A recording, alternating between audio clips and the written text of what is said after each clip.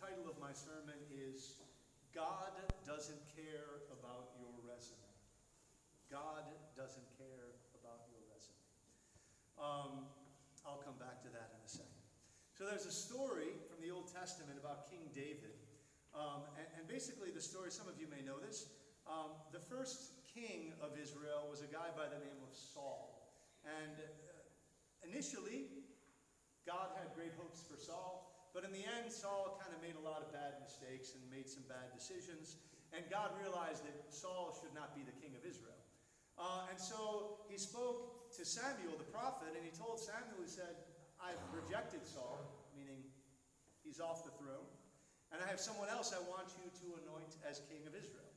And he says, go to this city and go to this man, and you'll go to his house, and one of his sons is going to be the next king of Israel. And so Samuel goes to the house of Jesse. Jesse is the dad of David. And when he gets there, David actually isn't there. And he looks at all the sons, and he sees one of them, I think Abiathar was his name. And this particular son was very strong and handsome and sturdy. And Samuel's first immediate thought was, behold, here is the next king of Israel. And God said to him, no. He said, God does not look at the exterior of man, but at the interior of man. And of course, the end of the story is that Samuel anoints David as the next king of Israel. The reason I bring this up is because in today's epistle, it's kind of an interesting epistle.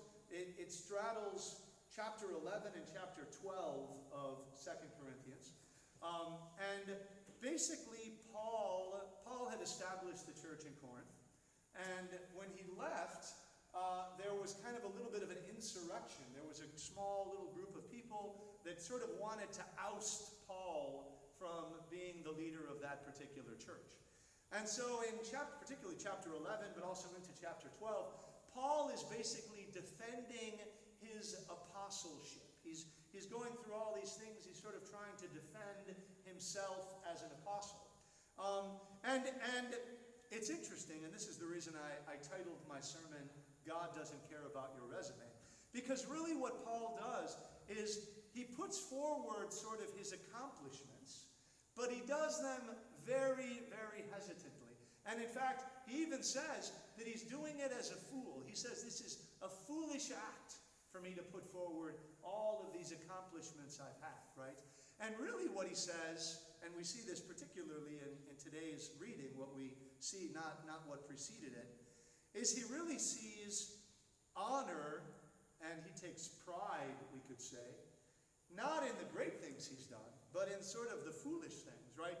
The particular epistle today opens with a story about where he was in Damascus, right? And the king, and actually it's recounted in the book of Acts as well, and the stories are a little bit different.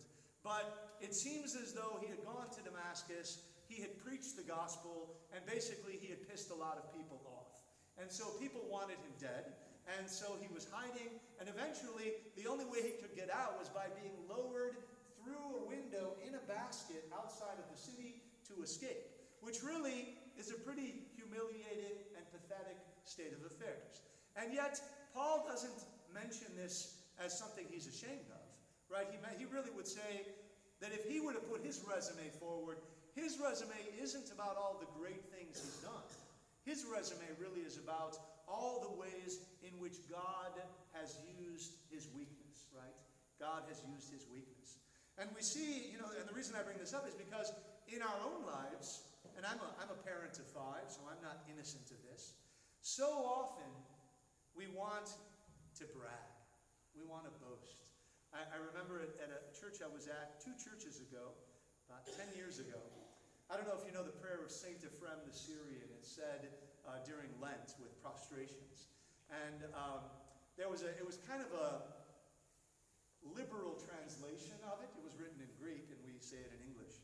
And one of the things it prayed for is it asked God to deliver me from boasting and bragging. I thought that was kind of interesting, right? But how often, and really this goes back to the story of King David, how often when we talk about something about ourselves or about our kids or about our lives or about our work, really, and maybe we don't have the discernment for this, but really if we were to drill down deep deep enough into our soul, we would really see that we were boasting and bragging. Right? I want my friends to know that my kid got into Harvard. Right? I want this person to know that I just bought this car.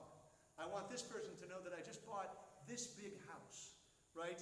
Really what St. Paul is really alluding to in this passage is what I would call our motives. Our motives, right? Because motives aren't external, right? We can feed the hungry and clothe the naked and visit those in prison, right? We can do those. Those are all sort of external actions, and they're good actions. And I think God can use those good external actions.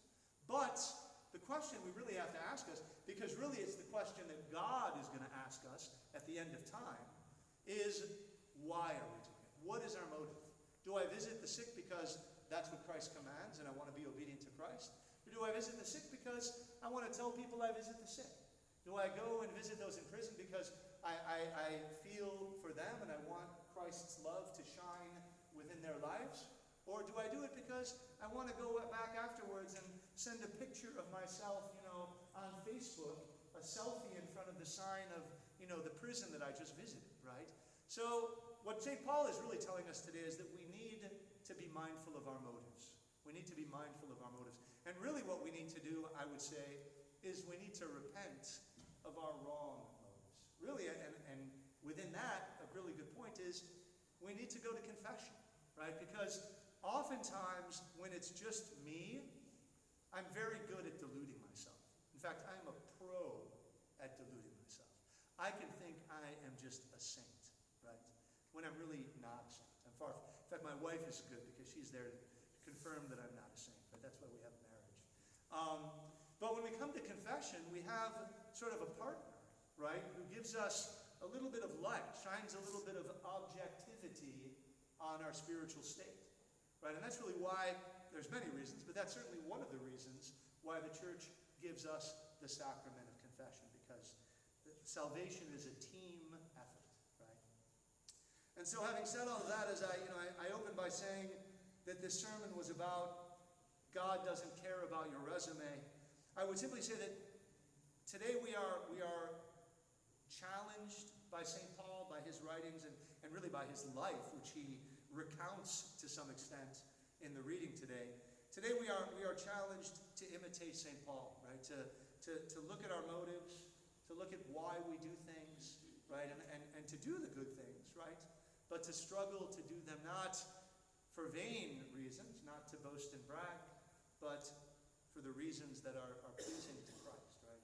To serve him and to shine the light of Christ in the world around us. Amen. Please rise.